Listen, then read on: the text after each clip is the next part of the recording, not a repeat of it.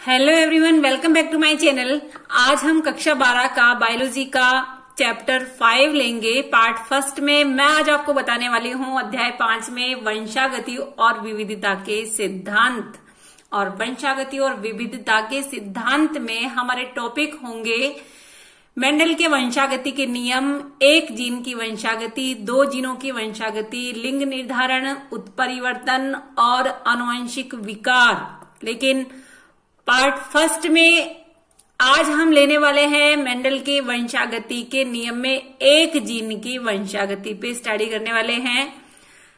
तो बच्चों ध्यान से देखिए, सुनते रहिए, नोट्स बनाते रहिए, मस्त होकर के पढ़ने की कोशिश करें। सबसे पहले मैं क्वेश्चन आपसे करती हूं कि ऐसा क्यों होता है कि हाथी हमेशा शिशु हाथी को जन्म देता है, किसी अन्य जानवर को क्यों नहीं? और आम के बीज से आम का पौधा ही उगता है, कोई दूसरा पौधा क्यों नहीं उगता? ऐसी कंडीशंस आपके सामने रहती है। सदा हम देखते हैं कि भाई बहन हो या ट्विंस हो तो उनमें कई कैरेक्टर मिलते हैं, कई लक्षण मिलते हैं और कभी कोई भी लक्षण नहीं मिलते हैं। ऐसी स्थितियां आपके सामने रहती है। बच्चों, जीव विज्ञान की एक ऐसी शाखा है जिसके अंतर्गत इन सब प्रश्नों का उत्तर मिलता है और वो जीव विज्ञान की शाखा है आनुवंशिकी। कौन सी है? आनुवंशिकी, जिसको हम जेनेटिक्स कहते हैं। आनुवंशिक विज्ञान ऐसा विज्ञान है जो वंशानुगति और विविधता दोनों का अध्ययन करता है। यानी जीव विज्ञान की वह शाखा जिसमें वंशानुगति और विविधता दोनों का अध्ययन किया जाता है, विचार किया जाता है। जनक और संतति के लक्षणों में समानता और असमानता क्यों होती है, इस विषय पर स्टडी की जाती है। ये होती है आनुवंशिकी।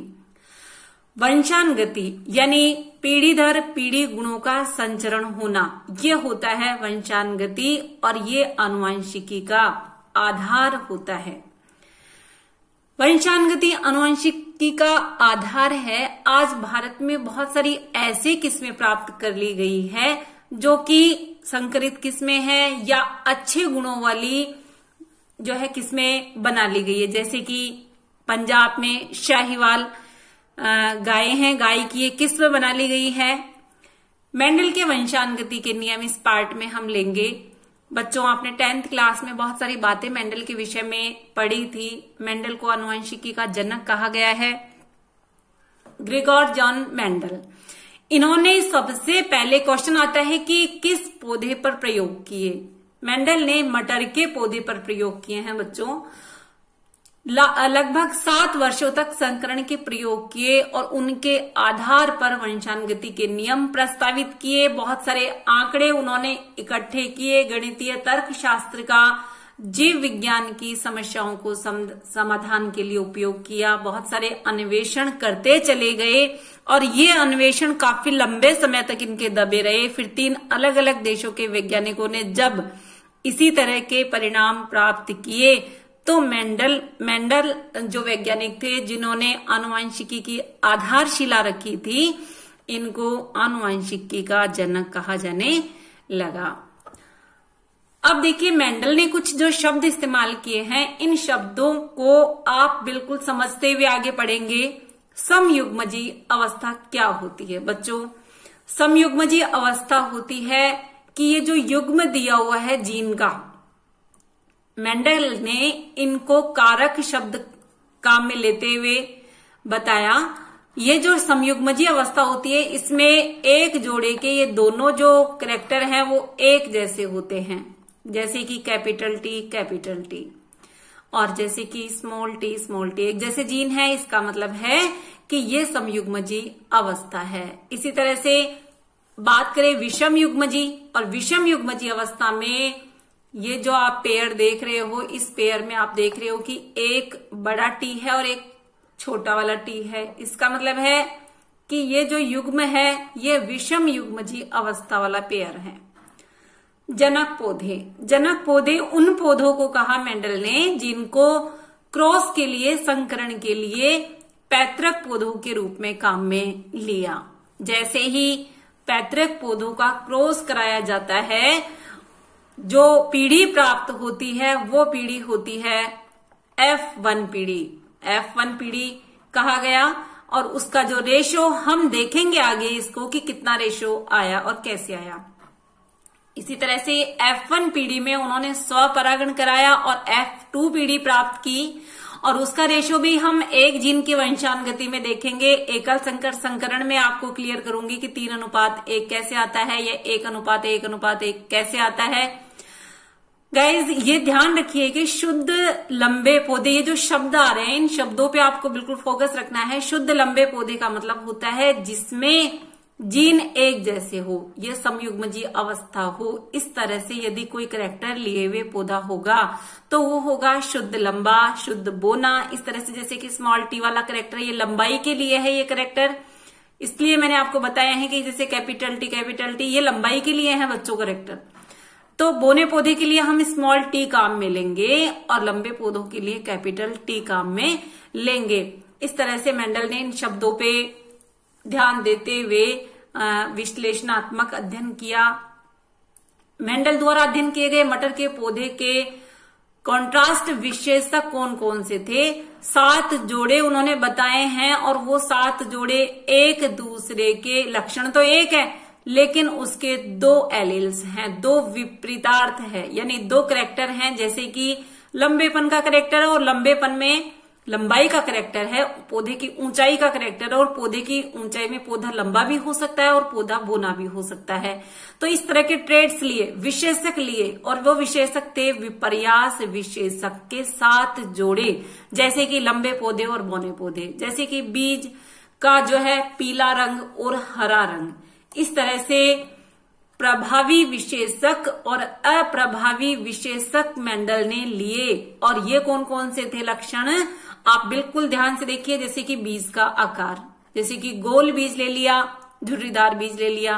गोल बीज, ये जो आप प्रभावी विशेषक देख रहे हो, ये ऐसे विशेषक है जो कि F1 पीढ़ी में दिखाई देते हैं। ऐसा लक्षण है जो कि F1 पीढ़ी में दिखाई देता है, और इसीलिए इसको प्रभावी विशेषक कहा गया।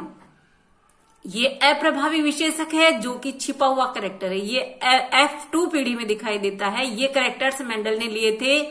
बीज का आकार है, बीज का रंग है, फूल का रंग है, फली का आकार है, फली का रंग है। इसी तरह से पुष्प की स्थिति, जैसे कि अक्षीय पुष्प होना, अक्ष में लगना पुष्प का, ये डोमिनेंट कैरेक्टर है यानी प्रभावी लक्षण है। और ये जो कैरेक्टर है अंत्य कैरेक्टर, जो अंत्य स्थिति होती है पुष्प की, ये होता है इसका अप्रभावी कैरेक्टर। इसी तरह से तने की ऊंचाई, लंबा जो तना होता है ये डोमिनेंट कैरेक्टर वाला होता है, और जो बोना होता है वो रिसेसिव या अप्रभावी कैरेक्टर होता है। अब एक शब्द आप ध्यान से सुनना, समझना। ट्रू ब्रीडिंग क्या होती है बच्चों? ट्रू ब्रीडिंग या तद्रूप प्रजनन सम वंशक्रम क्या होता है? ये वह वंशक्रम होता है जो कई पीढ़ियों तक स्वपरागण के फलस्वरूप एक स्थायी कैरेक्टर बन जाता है, एक स्थायी लक्षण बन जाता है, एक स्थायी विशेषता बन जाती है, या स्थायी विशेषक बन जाता है। इसको हम कहते हैं तद्रूप प्रजनन सम ब्रीडिंग, ट्रू ब्रीडिंग। और इस तरह से वंशक्रम बना लिया गया। तो मेंडल ने मटर की 14 तद्रूप प्रजननी मटर की किस्मों को छांटा। कितनी किस्मों को छांटा? 14 किस्मों को छांटा, और 7 जोड़े विपरीत लक्षणों को इन्होंने लिया। ये कौन कौन से लक्षण थे? जैसे कि कुछ उदाहरण हैं, चिकने या झुर्रीदार बीज, पीले या हरे बीज, चिकनी या फूली हुई फलियां, हरी या पीली फलियां, लंबे या बोने पौधे। इस तरह के कैरेक्टर्स इन्होंने लिए। ट्रू ब्रीडिंग से इन्होंने इन कैरेक्टर्स को क्लियर किया था, यानी बारंबार स्वपरागण कराते रहने से अगर वही लक्षण अनेक पीढ़ियों तक दिखाई दे रहा है, इसका मतलब है कि वो लक्षण अपने आप में क्लियर लक्षण है। अब देखिए ऐसे कौन कौन से लक्षण लिए थे? ऐसे लक्षण लिए थे तने की ऊंचाई, फूल का रंग, फूल की स्थिति, फली का आकार, फली का रंग, बीज का आकार, बीज का रंग। ये आप अलग अलग जो शब्द देख रहे हैं यहाँ पे, लंबा पोना, लंबा पौधा और बोना पौधा। तो लंबा जो पौधा है वो डोमिनेंट कैरेक्टर है और बोना पौधा है वो रिसेसिव या अप्रभावी लक्षण है। यानी कि प्रभावी और अप्रभावी लक्षणों के रूप में ये कैरेक्टर्स दिखाए हुए हैं। मेंडल ने इन कैरेक्टर्स को लेते हुए प्रयोग किए। इसके बाद देखिए, हम जिस टॉपिक पे आज डिस्कस कर रहे हैं, एक जीन की वंशागति। एक जीन की वंशागति का मतलब होता है कि केवल एक कैरेक्टर को लेकर के किया गया क्रॉस एकल संकर संकरण पे हम अध्ययन करेंगे। मेंडल ने वंशागति के लिए एक प्रयोग में मटर के लंबे पौधे और बोने पौधे के मध्य संकरण करवाया। क्या करवाया? मटर के लंबे पौधे और बोने पौधे के मध्य संकरण करवाया। इस प्रयोग द्वारा एक जीन का आनुवंशिक अध्ययन किया, इसीलिए इसको एक जीन की वंशागति कहते हैं। अब उनको किस तरह से पौधे प्राप्त हुए, F1 पीढ़ी कैसे प्राप्त हुई, ये देखिए आप सामने बिल्कुल एकल संकर संकरण का आरेखीय निरूपण देख रहे हैं। ये है पौधे, जनकीय पौधे, पैतृक पौधे जो क्रॉस के लिए काम में लिए गए। ये लंबा पौधा और ये बोना पौधा क्रॉस कराया इनमें। ये अपने लक्षण के लिए शुद्ध है और ये अपने लक्षण के लिए शुद्ध है। क्रॉस करवाया तो सारे पौधे एक जैसे F1 पीढ़ी में प्राप्त हुए। ये पीढ़ी है F1 पीढ़ी। और पौधे कैसे प्राप्त हुए? सारे पौधे लंबे प्राप्त हुए। और जब सारे पौधे लंबे प्राप्त हुए, इनका रेशो था 1:1:1:1:1। चारों पौधे जो है एक जैसे थे। इनमें जब स्वपरागण कराया गया तो युग्मक बने और स्वपरागण होगा। और जब F2 पीढ़ी प्राप्त होगी तो ये पनेट वर्ग से मैं आपको समझाऊंगी, आप देखते चलिए कि जन के पौधे लिए गए, F1 पीढ़ी प्राप्त की गई, F2 पीढ़ी प्राप्त की गई। तो इनमें ये तीन पौधे एक जैसे थे। उगा करके देखे तो तीनों पौधे लंबे थे और एक पौधा इसका बोना था। इसका मतलब है कि इनको उगा के देखने के बाद, यानी जब पौधे देखने में तीन एक जैसे और एक पौधा बोना, इसका मतलब ये हुआ कि F2 पीढ़ी में इनका अनुपात था 3:1। ये कौन सा अनुपात था?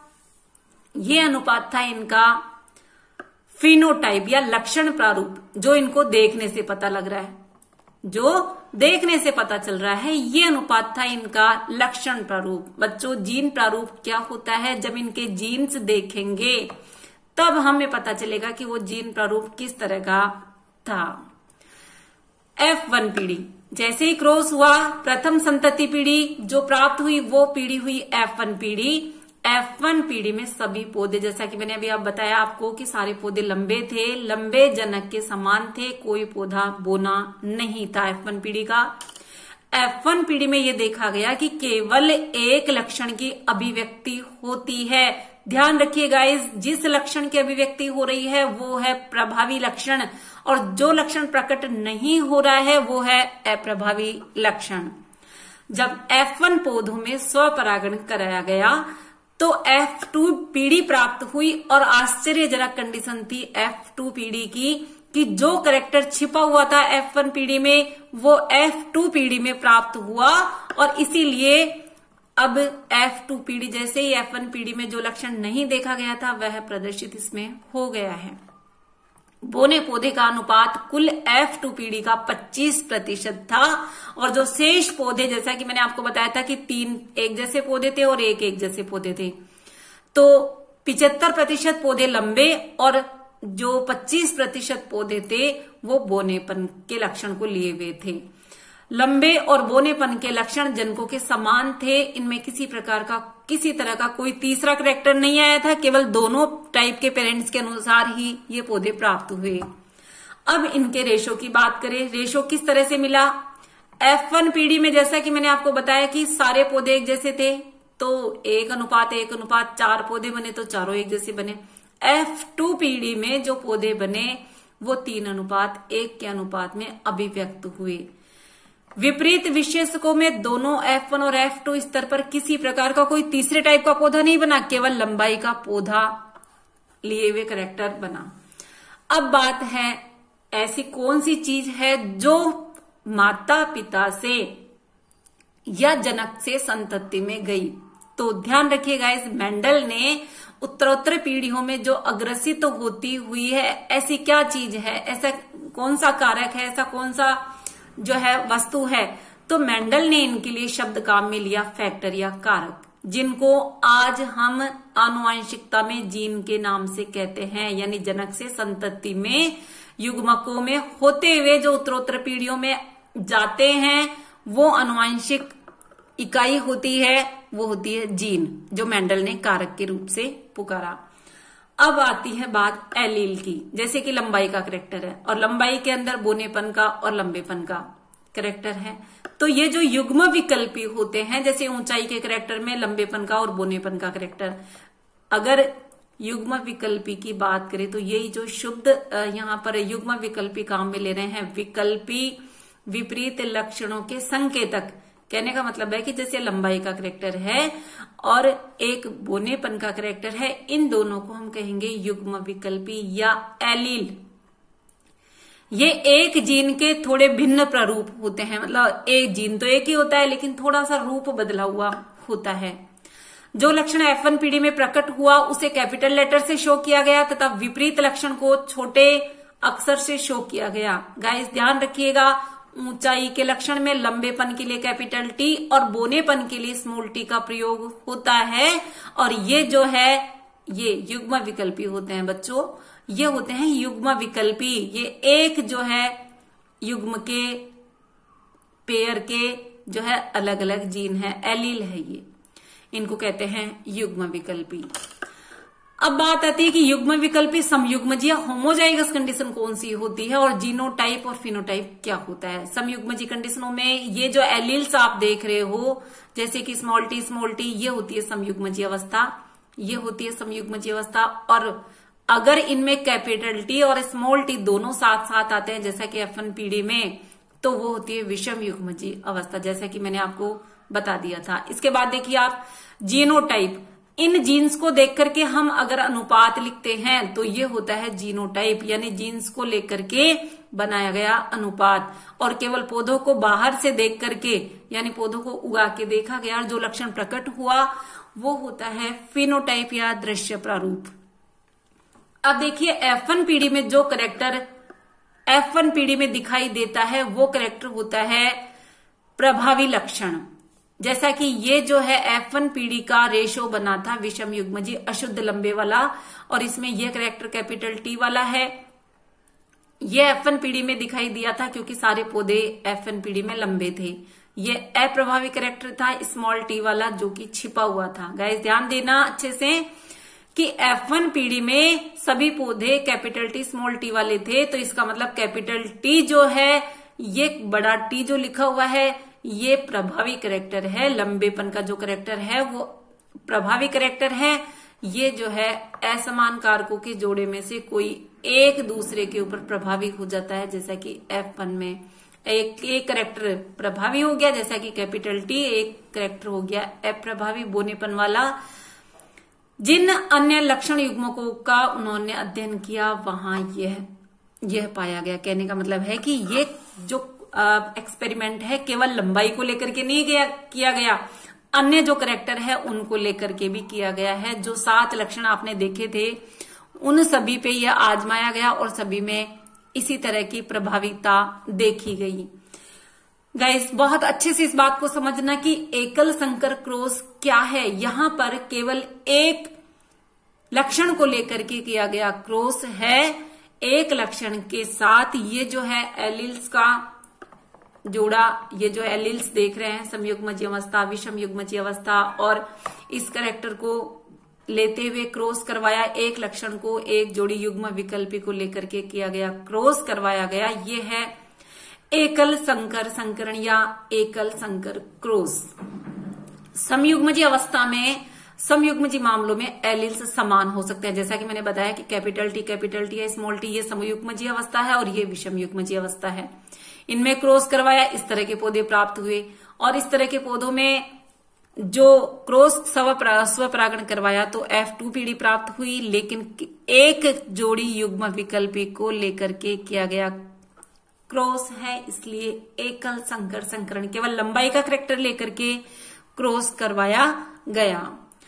अब मैं आपको और क्लियर करती हूँ, इस डायग्राम को देखते चलिए आप। ये फ्लावर का कैरेक्टर है जिसके अंदर सारे भाग दिए हुए हैं, स्त्री केसर, पुंकेसर। पुंकेसर में ये पुंकेसर है और ये स्त्री केसर है। पुंकेसर से यहां से परागकण स्त्री केसर वाले भाग पर आते हैं।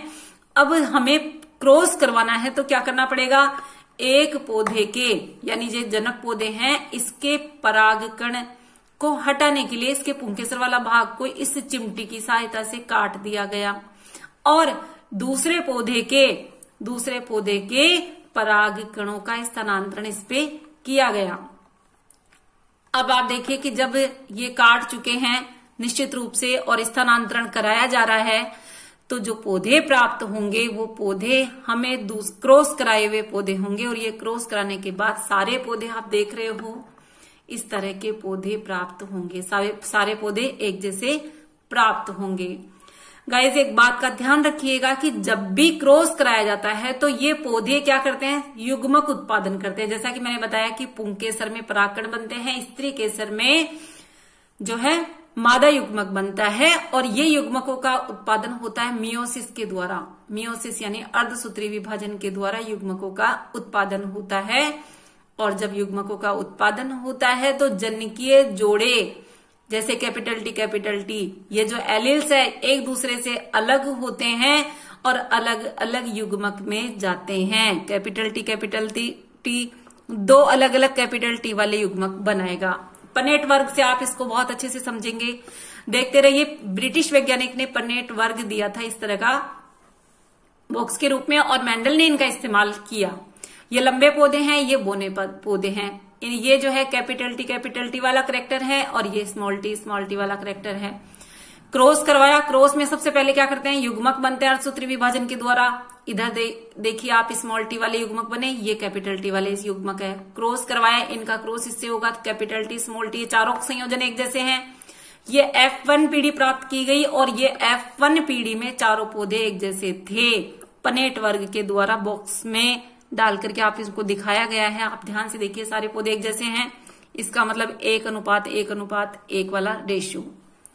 अब जब इनके मध्य जो F1 पीढ़ी में प्राप्त हुए पौधे ये वाले तो इनमें स्वपरागण कराया गया, यानी कि इन पौधा का इन्हीं से क्रॉस कराया गया। युग्मक बने, इस तरह से युग्मक बने, ये युग्मक बन चुके हैं। ये वापस से क्रॉस हुआ और हमें एक F2 पीढ़ी प्राप्त हुई। F2 पीढ़ी में आप देखो फिनोटाइप अनुपात वापस देखिए, कैपिटल टी स्मॉल टी, ये दो पौधे एक जैसे हैं, ये एक जैसा है और ये सिंगल पौधा है। तो इस तरह से बाहरी जो देखने पर पौधे प्राप्त हुए, 3 पौधे लंबे थे, 1 बोना था। ये फिनोटाइप अनुपात होता है। जीनोटाइप अनुपात होता है 1:2:1। इस तरह से ये पौधे हमें प्राप्त हुए। चैनल को सब्सक्राइब नहीं किया